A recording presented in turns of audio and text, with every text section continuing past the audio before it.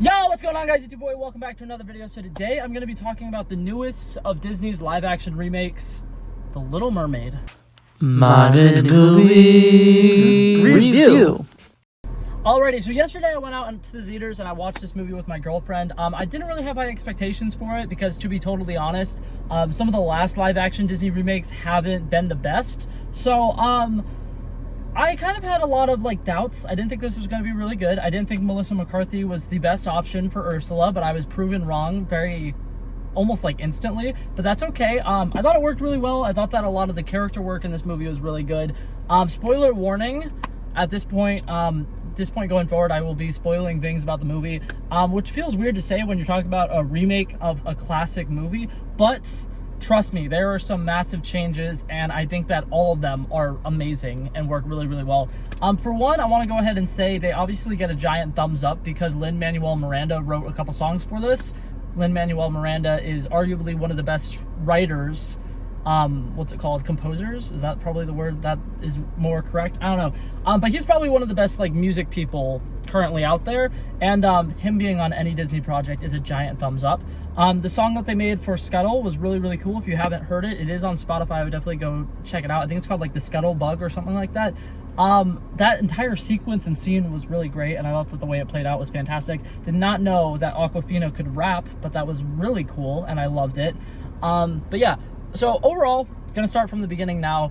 Halle Berry's performance as the Little Mermaid is really good. I think that she emotes incredibly well, and something that I like about this specific role is you have to be a good actor to play Ariel. Most Disney princesses, you can pretty much just look the part and know how to sing and you got it.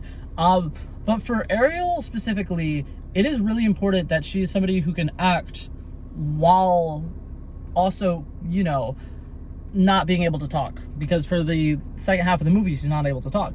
And I think Halle Berry's physical acting and her facial expressions in this movie are absolutely amazing. I think she absolutely kills it. The guy who plays Prince Eric, he killed it. No idea who he is. Never seen him before. Never heard of him before. I thought he did phenomenal in this movie. In the original Little Mermaid movie, Eric is a very one-dimensional character. He's just a prince. Yeah, he goes on sails or whatever and voyages, but they don't really go that deep into the fact that why he's going on these sails or voyages or whatever. This movie, they do a great job explaining it a lot more. He gets his own song, kind of like how Evermore in The Beauty and the Beast got his own song, which was great. And something else that I really liked about this is his character, instead of just being the son of, the prince and the king and the queen, he was just a kid who was lost at sea, winded up on their shores, and they took him in and they raised him as their own, which I think was a very cute story. It was a great little touch to add to his character because it kind of makes him more of a ocean man, whereas in the first movie he kind of is, but just because he likes to go on ships and stuff like that, they don't really develop his character much beyond the fact that he's just a captain of a ship sometimes. But in this movie, I think they did it really, really well. His older captain or whatever, who is basically in charge of him when he's on his ship or whatever, Digsby, did phenomenal in this movie. I think that his small role, every single time he was on screen, he did a great job. Speaking of somebody who made a massive impact every time they were on screen, the guy who played King Triton absolutely killed it. He had such a presence. There were a couple times he actually had little mini jump scares because his voice is so deep and powerful, and it'll be in the it'll be in the middle of some really nice upbeat happy scene, and then he starts speaking, he's just Ariel, and it's holy shit. Caught me off guard a couple times. I was oh damn. And he was very menacing, very intimidating. I thought he portrayed this character incredibly well. I will say this about that. I think that almost every single actor for this specific movie absolutely killed it and acted their heart out. I thought it was fantastic. Going back to the Eric thing, him being somebody who was lost at sea when he was first, when he was young and he came to the palace for the first time, creates a different growing up situation for him. He was very much going around and going back into the ocean, even though he was in a shipwreck when he was really young. It seems like the kind of thing where it's most people would be traumatized by that, but he just grew more curious of, what there is at sea. And something that I like about it is they also add character depth of the fact that the palace that they live in or whatever is falling behind the curve in Eric's eyes. He thinks that they're going to be left behind when a lot of people discover new things and they're creating these great new worlds or whatever, and they're just stuck living in the past and they don't want to go on voyages because the sea gods hate them.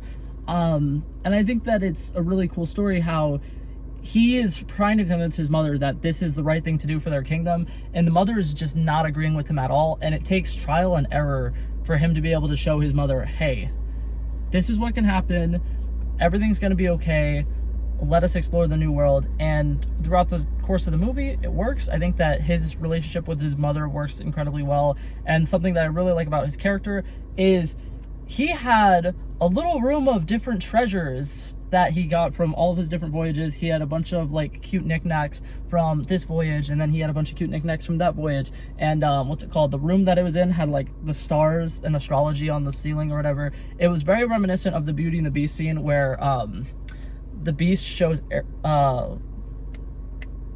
Belle his library or whatever, and it's a very beautiful moment because she's a huge bookworm. She's never gotten to read a lot of books because she only has seen small libraries.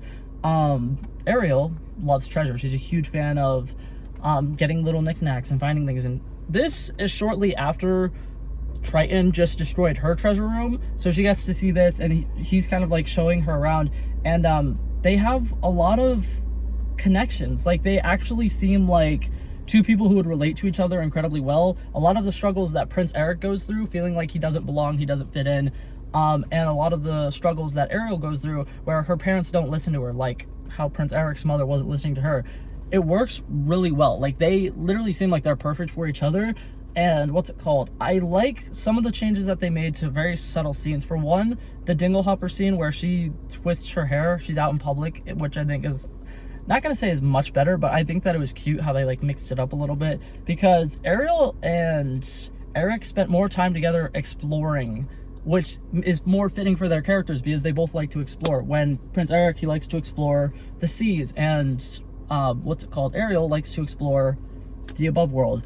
And I think that it was really cool to have them go out and do a bunch of adventures instead of it just being the one scene where they go out on the lake and, you know, la la la la la la, don't be shy, you got to kiss the girl. It's so good. I love Daveed Diggs. Him being casted as Sebastian was the main reason why I wanted to watch this, because Daveed Diggs, by far one of my favorite Broadway actors ever, and he plays Lafayette in Hamilton and absolutely kills it. So I was like, okay, Lin-Manuel wrote songs for this, he's playing Sebastian. I was expecting Sebastian to get a rap, which he did kind of rap in Scuttle's new song a little bit, and I did think that was actually really cool. If you have not listened to Scuttle's song, I'm telling you, go listen to it. I thought it was really great because it starts off as Scuttle just like, you know when you're really excited about something and you start talking really fast? It starts off as that, and then it catches a rhythm, and then she just starts rapping, and then as she gets more and more excited, she goes faster and faster and faster and faster, and then, like I said, Sebastian jumps in, and then they just start playing off of each other, and it is genuinely a really cool scene. Like, I thought everything about that sequence was great. And then finally, one last thing that I want to say, Ursula's lair was dark. And I was surprised Disney went that far, and I thought it was really great. A lot of the stuff with Ursula in this movie worked really well with me.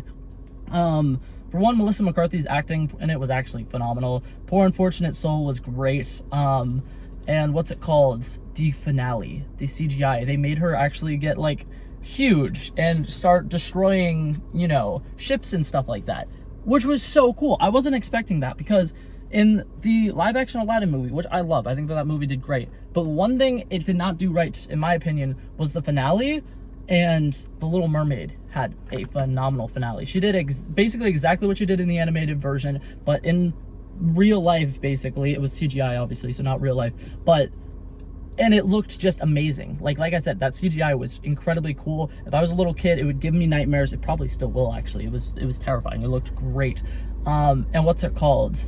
It was just so epic watching her turn like the size of a fucking mountain and throw around a gigantic Triton trying to kill people. It was really cool. I loved it. I thought it worked really well. But yeah, for the most part, I think this movie is really good. I definitely would recommend going and seeing it. I'm debating whether or not I think it's the best live-action Disney remake, because I am making a ranking video of that in a couple days, and it's up there. It was really good. I'm not gonna lie, it was a very remarkable movie, and I think all of the changes that they made to it were fantastic. The only scene that I'm very disappointed was not in it was the scene where Sebastian and the chef have their little like chop chop chop or whatever, because I feel like that could have had a lot of fun dialogue, and that also would have been a great opportunity to potentially have Sebastian do like a rap or something just in the middle of that. Definitely a missed opportunity, but I think it worked well, and I feel like it wasn't really necessary. And like I said, they changed the dingle hopper scene, so they didn't need the sequence with the chef anymore. And I think that all the sequence with the chef is them having a dinner together and Ariel not being able to talk, and it is a little weird. And then what's it called? So what they replaced it with, in my opinion, worked a lot better.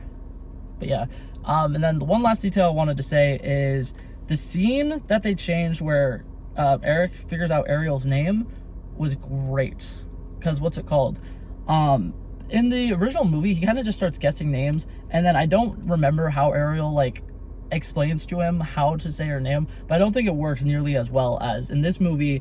My camera shut off a little bit because I'm recording this in a hot car that is no AC in Florida in like 90-degree weather. So yeah, my phone got a little overheated there. But what I was going to say is the scene where Ariel and Eric have that little like boat moment and he figures out her name. I love the way that they do it. He's showing her the constellations. He's listing off a couple. He says like Orion, this, that, Aries, and what's it called? So she points at the Aries one or whatever. He says Aries, and then she points at it again. He says it. She like starts like touching his lip, and what's it called? So he's like Ariel, and then it's like, I don't know. I just thought that the way that they did that in this movie was very, very cute. But yeah, that was all I wanted to address. But now for my final rating for this movie, I think that this is genuinely one of the best movies I've seen all year. I was a huge fan of The Little Mermaid growing up. It was one of my favorites, so I am definitely biased, but I think that they absolutely delivered on everything that I wanted this movie to be. So overall, I'm going to give it a solid 90 out of 100. I think it was really good. And like I said, if you haven't seen it, I would definitely go recommend watching it in theaters. I accidentally watched it in 3D, and I actually thought it was kind of cool. It was very immersive. I liked it. But yeah, that was it for this video, guys. Hopefully you guys enjoyed it, and I will see you guys in the next one. Peace out.